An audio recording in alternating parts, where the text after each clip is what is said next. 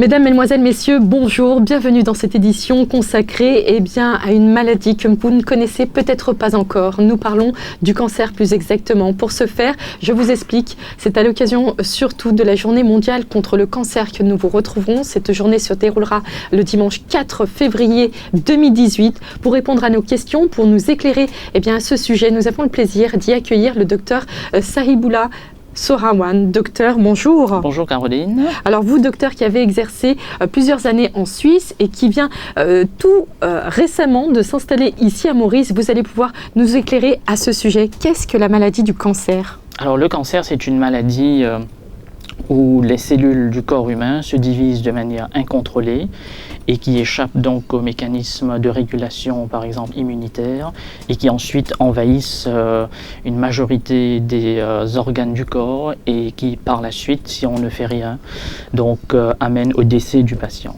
Alors que les choses soient claires, vous êtes cancérologue, radiothérapeute. Qu'est-ce qui nous amène justement à peut-être réaliser à quel point il y a un impact concernant cette maladie? Il faut savoir quand même que de nombreux individus sont touchés. Qui sont ces individus le plus touchés, que ce soit ici à Maurice ou dans le monde? Oui, effectivement Caroline, donc le cancer touche malheureusement de plus en plus de personnes, que ce soit à Maurice ou à l'étranger. L'OMS décrit le cancer comme étant la deuxième cause de mortalité des maladies non infectieuses, donc le premier étant les maladies cardiovasculaires.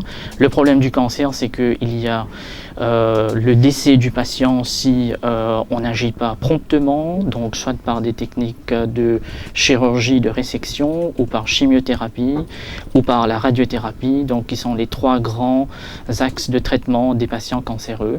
Alors à l'île Maurice, donc chez les hommes, il y a le cancer du côlon au colorectal, le plus fréquent, suivi du cancer de la prostate. Alors ce sont des cancers qui sont évitables, ou bien qui sont aisément, traitables si on les détecte tôt. Et tandis que chez les dames, le plus fréquent, c'est le cancer du sein, suivi en deuxième position par le cancer du côlon. Et ensuite vient des cancers du col de l'utérus. Et donc ce sont ces trois cancers également qui sont préventables, où on peut agir par le dépistage et afin de diminuer la mortalité. Et donc ce sont ces facteurs qui font que l'Organisation internationale contre le cancer située à Genève a décrété le 4 février chaque année comme étant la journée mondiale contre le cancer, afin de conscientiser les gens par rapport au cancer et au dépistage, et ou d'en parler à leurs médecins respectifs. Docteur Sahiboullah Sorawan, comment peut-on expliquer justement l'augmentation de cette maladie? Alors, il y a d'une part le nombre de personnes qui vivent de plus en plus longtemps, parce qu'auparavant, si on reprend les années 1900, 1910, 1920, la majorité des gens mouraient des maladies infectieuses, tuberculose par exemple. Et aujourd'hui, la tuberculose, avec une quadrithérapie d'antibiotiques, on peut en guérir. Par contre, le cancer, qui existe déjà depuis l'époque d'Hippocrate, donc qui a connu uniquement comme traitement pendant plusieurs siècles que la chirurgie, maintenant on peut le traiter par trois armes différentes, et même une quatrième arme qui vient de se rajouter depuis les années 2010, qui est donc l'immunothérapie du cancer. Donc c'est pour ça que ce soit l'OMS, que ce soit l'Union internationale contre le cancer à Genève, ou l'Institut international contre la recherche du cancer à Lyon, donc ils ont tout mis ensemble pour qu'à l'échelle mondiale, on décrète une journée mondiale contre le cancer. Docteur Sorawan, vous pourriez nous en dire plus sur les symptômes concernant la maladie du cancer? Alors le cancer, normalement, il y a des symptômes généraux et puis qui ne sont pas très spécifiques, comme par exemple la personne qui perd du poids, la personne qui se sent anormalement fatiguée pour des simples tâches qu'il effectuait précédemment pour lesquelles il n'était pas fatigué. Il y a ensuite le perte d'appétit, il y a également des changements endocriniens, c'est-à-dire des hormones qui se dérégulent, et puis il y a des symptômes spécifiques liés à l'organe lui-même. Par exemple, le poumon, c'est la personne qui tousse énormément, qui crache du sang, qui a des douleurs thoraciques, ou bien le patient qui a des problèmes au niveau urinaire. Ben là, s'orientent vers le cancer de la prostate. Docteur Sorawan, vous serez d'accord avec moi, il existe des symptômes visibles, tout comme des symptômes invisibles. Quelle serait dans ce cas-là la démarche à faire pour pouvoir, pourquoi pas, diagnostiquer peut-être la maladie et le cancer notamment? Oui, effectivement, Caroline, il y a donc des symptômes visibles, comme par exemple chez quelqu'un de plus de 50 ans qui a des saignements au niveau digestif bas.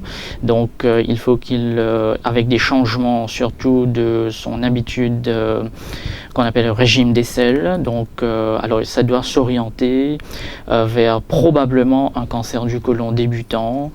Et donc ça, ce sont des symptômes, je vais dire, que le patient détectera lui-même. Et puis il y a des symptômes un peu occultes qu'on ne voit pas très bien, donc par exemple dans le cancer du pancréas, qui donc se développe de manière insidieuse et qui par la suite, c'est seulement lorsque le patient devient ictérique, c'est-à-dire qu'il a de la jaunisse, que c'est là qu'on découvre qu'il a un cancer du pancréas et que malheureusement c'est trop tard parce que la maladie s'est déjà propagée. Mais ça, c'est un cancer particulier. Donc c'est pour ça que les 3 grandes organisations que j'ai précitées, ils ont mis l'accent sur la nécessité de créer une journée mondiale contre le cancer et surtout pour informer. Une campagne de sensibilisation qui amènera aussi toute une population à être justement se diriger plutôt vers les dépistages qui sont importants justement. Oui, effectivement. Donc, et c'est là où interviennent donc les médecins généralistes qui sont en première ligne. Et donc à l'île Maurice, nous avons la chance d'avoir énormément de médecins généralistes disponibles qui ont leur cabinet, que ce soit dans le privé ou bien qui exercent à l'hôpital. Donc vous avez également des spécialistes de renom à Maurice, donc où les gens peuvent aller directement chez ces spécialistes également. Donc il n'y a pas comme en Europe où pour accéder à un médecin spécialiste, il faut obligatoirement passer par un médecin de famille ou généraliste. Le Mauricien peut aller directement chez un spécialiste également, mais il peut aussi le faire par un médecin de famille généraliste. Et c'est ça l'avantage à l'île Maurice. Docteur, pour finir, justement, qu'auriez-vous à nous conseiller justement pour prévenir de la maladie du cancer? Alors la prévention, normalement, ça commence chez soi, à la maison, avec des habitudes alimentaires, comme on dit, manger, bouger. Il ne faut pas rester statique, par exemple aujourd'hui avec la sédentarité qui s'installe dans notre société. Nous devons donc faire des activités sportives. Nous avons la chance à l'île Maurice d'avoir de très belles plages. Et donc, et puis il y a donc les habitudes alimentaires qu'il faut également modifier. Donc auparavant tout le monde dit on mangeait mieux, aujourd'hui c'est de l'industriel, plus ou moins. Donc il faut revoir cet équilibre. Et également donc nous avons donc pas mal de, comme on dit, donc des cliniques, des hôpitaux qui sont maintenant bien équipés à l'île Maurice, donc pour faire des scanners, des IRM si besoin est. Donc on n'a plus besoin d'aller à l'étranger comme dans les années 60, 70, où pour avoir un bon traitement il fallait se rendre à l'étranger. Donc maintenant à l'île Maurice, il y a du progrès et il faut vraiment vivre dans son temps et accéder à tous ces soins qui nous sont offerts et surtout gratuitement à l'île Maurice. Docteur Sayeboula Sorawan, vous nous avez éclairé au sujet de la maladie du cancer. On le sait, ce dimanche 4 février 2018, nous marquerons justement la journée mondiale contre le cancer. Il nous faut dépister cette maladie le plus tôt possible.